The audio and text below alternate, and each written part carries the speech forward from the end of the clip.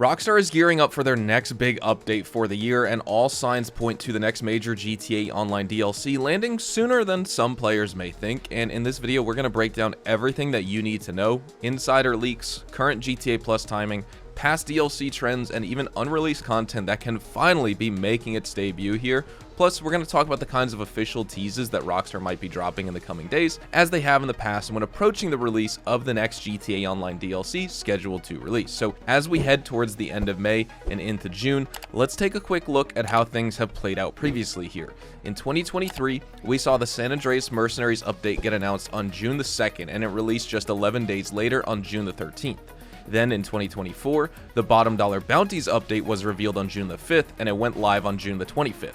So while the exact dates of this have shifted a bit from year to year, both announcements have happened in the first week of June, which is exactly where we're heading right now.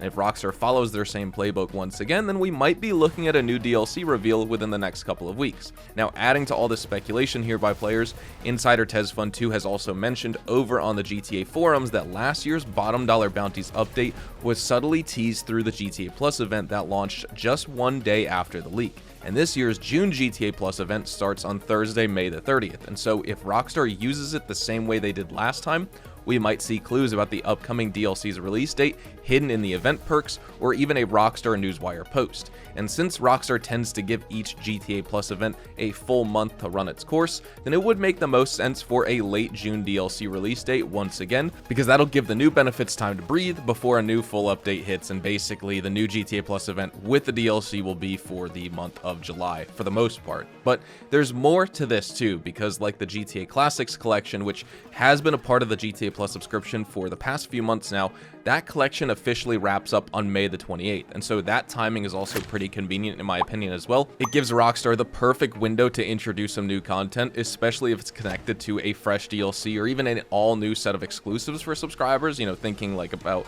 a GTA Plus Classics collection part 2 in a sense. Not just the original stuff that we got years ago, but maybe some more stuff added after. And then in terms of what the actual DLC will include, well, unfortunately, we just don't have much to go on just yet. In the past with Red Dead and GTA, we usually have a bunch of news already, but so far, no major leaks have surfaced, and Rockstar's been keeping things pretty quiet, honestly.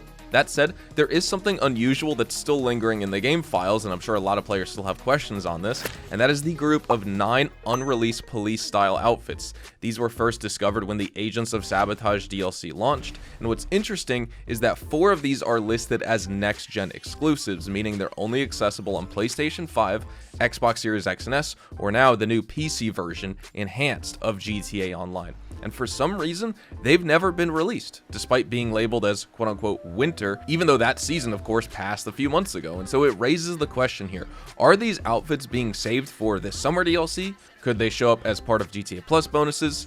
It is hard to say, but it definitely feels like Rockstar has a purpose in mind for them, and that reveal might be coming very soon. Now, also in regards to those cop outfits, it could be like the same thing they did with the new Balakin and Visage as well as the Tropos liveries, because they had those in the game file since the Bottom Dollar Bounties update last summer, but Rockstar only unlocked them with the Agents of Sabotage DLC, and so it may be sort of that same situation right there. But on top of all of this, we should also be on the lookout for some kind of official tease from Rockstar in the very, very near future, like this month, because they have a history of dropping subtle hints here before major DLC, whether it's through a single in-game screenshot or even a quick line at the bottom of a Newswire post.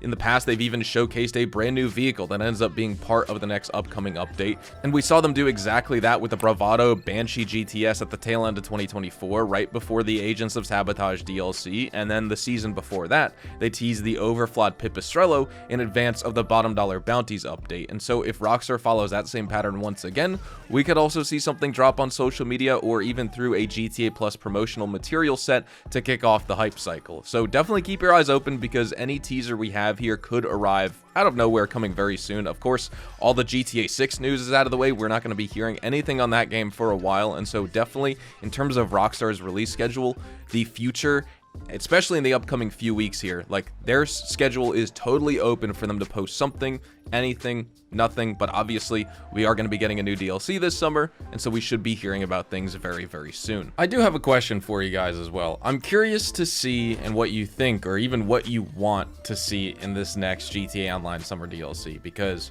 The things I want for the future of this game and the things I think this game needs are kind of separate. And I think it's more likely the things that this game needs are probably what we're going to end up seeing. And we have no good choice here. I'm not doing asset protection on specialists. It's just, asset protection is the absolute worst security contract. I'll just do a recover valuables. I think what this game truly needs is another sort of like having some sort of content update similar to either bottom dollar bounties or agents of sabotage with an active grinding side of the business. I know players hated the bounties, but just in general, in terms of active grinding content, I think we need to see something like that. I don't even think we'll get an update the size of LS tuners, although contract style like that would be absolutely fantastic. Agents of sabotage in terms of size and scope with the actual missions was great. We just got nothing in the drip feed, which was sort of a shame right there. But when it comes to that, we need some active grinding side of the business, doing missions with finale payouts, etc. But then also another sort of passive side with a wall safe or just some other sort of business where you could generate product in the background. But what would be even better is having a revision of the criminal enterprise update that we got that basically went back and revised the CEO crate business, or the CEO role, I should say, the organization leader, but also MC Clubhouse presidents, right?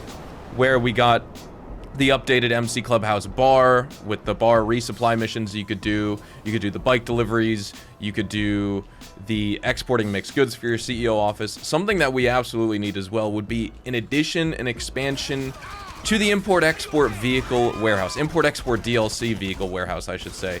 That business hasn't been updated since its release, and since Rockstar has gone back and updated the major ones in the game, let's go see some of the other subsets of being a CEO or being an executive get some updates and changes in this game.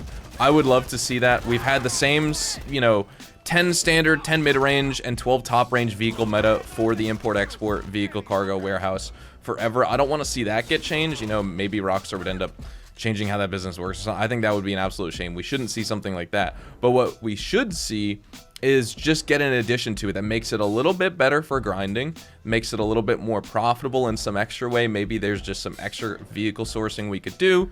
You know, we already have essentially with the salvage yard, for example, lots of stuff to do with vehicles. Maybe that could even get an update where we actually get more claimable vehicles. The fact that Rockstar teased that as a major portion of that DLC, and it's just never been something that's really been all that prominent. We've had quite a few claimable vehicles now, but not nearly enough for the amount of time the DLC's been out, and most of the time it's been the Vice or Neo, right? Like, we're gonna get another claimable Vice or Neo, and that'll be what, the 4th or 5th time we've seen it.